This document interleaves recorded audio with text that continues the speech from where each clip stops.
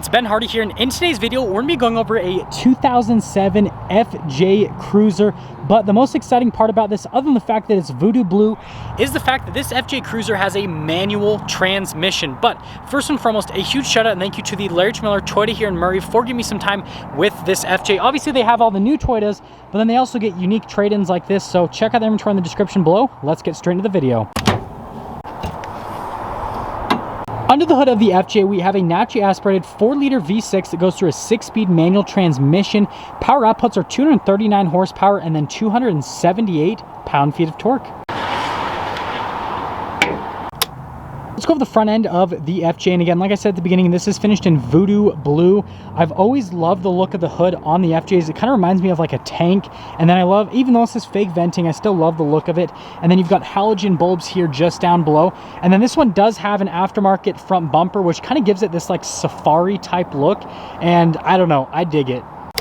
Coming around the side here, we've got 285mm tires wrapped around 17-inch wheels in the front and over in the rear as well. I really like the tire setup on this particular one. And again, I'm assuming this is like an aftermarket setup, at least with the tires. You can see they're super aggressive. And then if you guys are really familiar with the FJs, I want you guys to let me know if this is actually lifted, because it seems like it's pretty high up off the ground compared to the like fully stock ones I've seen. But other than that, here's your full side view.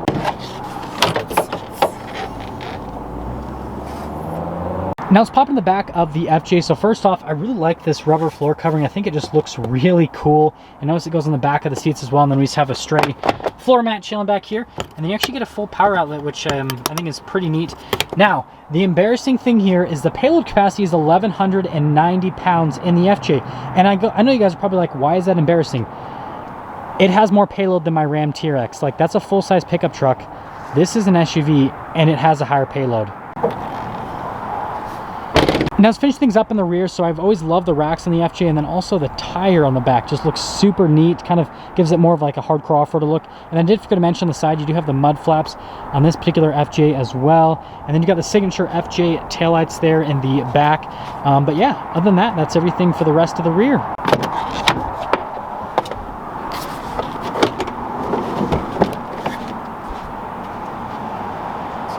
We get a 2-for-1 deal here. We've got the door panel here in the rear, and you guys can see they bring the Voodoo Blue into the interior. And then we have the door panel here for the front. Again, Voodoo Blue, same material here on the armrest. Got your window controls. But we are first gonna pop into the back here. So, it's actually pretty easy to get here into the back of the FJ, and I've got plenty of headroom. I'm 5'11". Legroom's good as well. That's like a massive little storage area. But yeah, I mean, that's the back of the FJ. Let's head to the front. So here are the seats at the front of the FJ. I think it's interesting that the headrest is leather and then the rest of the seat is cloth. It's an interesting touch. The seats are manually adjustable, and you got the pedals down below, and then your mirror adjustments are actually up here on the FJ. And then notice with the steering wheel adjustment, it's manual, but other than that, there's one more look before we pop in.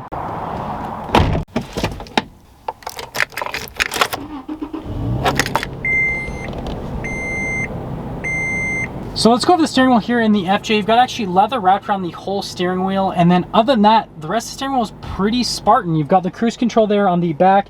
You've got this for the volume for the radio, and yeah, they just keep things simple, which I like the design of the steering wheel, and I like the fact that there's not a lot happening. And then you've got the turn signal stock right there, also the light stock, and then you've got the stock there for the windshield wipers, and that's the steering wheel in the FJ. Now here's the gauge cluster on the FJ. So remember, this car is a 2007, and so you've got analog gauges for everything, and I don't know, I like the look of it. And then notice, this has 169,000 miles on it. Starts up completely fine, like, and you guys will see in the driving, this drives great. Like, it's just crazy the reliability of this. The fact that this is over a decade old and has this many miles and still running great. Here at the top of the dash, the FJ, I love the compasses and everything. It shows you the temperature and all that, and I just think that looks cool. Like, I know it kind of looks like it's tacked on, but still, I don't know, I think it's pretty cool. I wish auto manufacturers still did this. Like, it's not really common to see this anymore, but again, all the blue that they brought in the interior, I think is another nice little touch. But yeah, you've got an old school radio, you've got old school climate controls, and again, it's just very, very simplistic. And then down here, we've got some more important stuff. So notice that you've got the diff lock, you've got the A-track, and then I guess you've got a button for the subwoofer, which is pretty neat. That's for the power outlet in the back, and then your parking sensors. You do have parking sensors in the rear, and then this is for the auxiliary. But yeah, I mean, again, pretty simple. There's not a whole lot of buttons. These two are probably going to be the most important, obviously, for the off-roading stuff. But yeah, that's the whole section. So we've got the whole like driveline select here that lets you go from the high range to the low range, and it looks just like the transmission selector, but smaller and shorter. So I got the transmission selector here. It says Tier D on the side, which I think is pretty neat. Pretty easy to get into the gears, and I guess that I'm so white that I'm making the camera filter like go super dark because of how white my hand is. I'm sorry, I need to get a tan or something.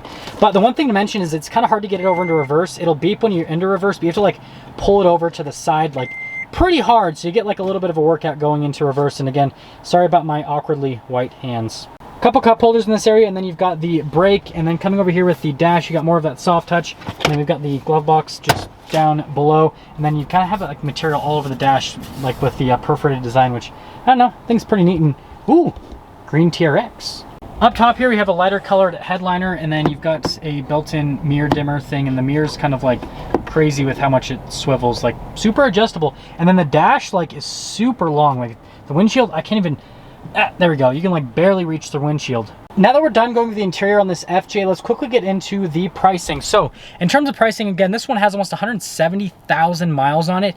And FJs of this year with manual transmissions that have 170,000 miles are still going for anywhere from $16,000 to like $20,000. It's crazy. Like they've held their value so well. That all being said, let's take her out and see how she drives.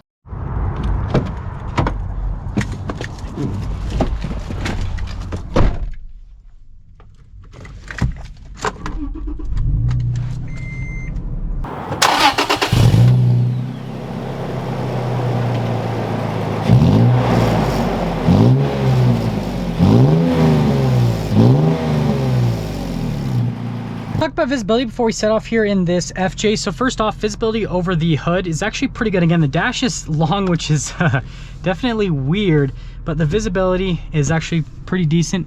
There's visibility through both the mirrors. They got those little like convex mirrors which help out.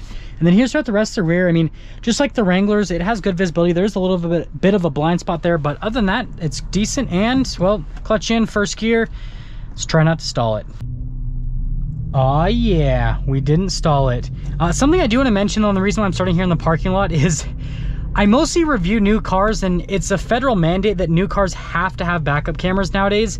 And obviously if you're not used to driving a car and it doesn't have a backup camera, it's kind of a weird situation with trying to back it up. And yeah, it honestly was kind of difficult. I'm sure that this car's pretty easy to learn the dimensions because it's not that big whatsoever, but yeah, definitely difficult driving a vehicle that I'm not used to driving without a backup camera. But we are going to be getting up and going here with the FJ. One thing I do want to mention, and you know, knock on wood, this transmission's really easy to engage, and that's a good thing because this is supposed to be an off-road vehicle. And if you had a manual transmission that was harder to engage, that would stall very easily, I mean, that's not going to be preferable in a off-roading situation. But I mean, so far, like, this is actually pretty easy to get into gear, all that kind of stuff. Oh my gosh, people in Utah drive like crazy. But let's actually get up and going here with the FJ. Wow. I mean, the gears are pretty notchy. It's easy to get it into gear. It kind of gives me that, like, I have like a slight fear that I'm gonna accidentally put it in too low of a gear, because the gears are actually, so like the throws are long, but the actual like slots are pretty close together.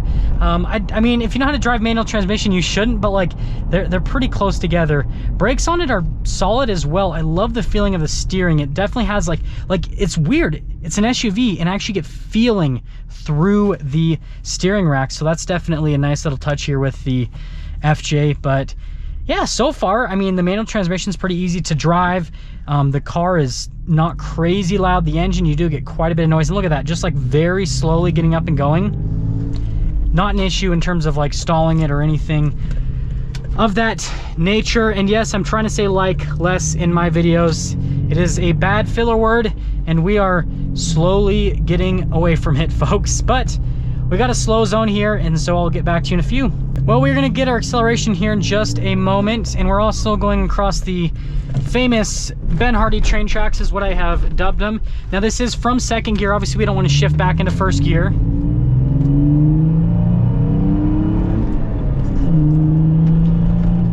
It's actually pretty quick. Like, I mean, I'm not gonna pretend like this is a rocket ship or anything, of that nature, but it's quick.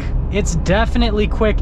I'm not sure the speedo has been calibrated.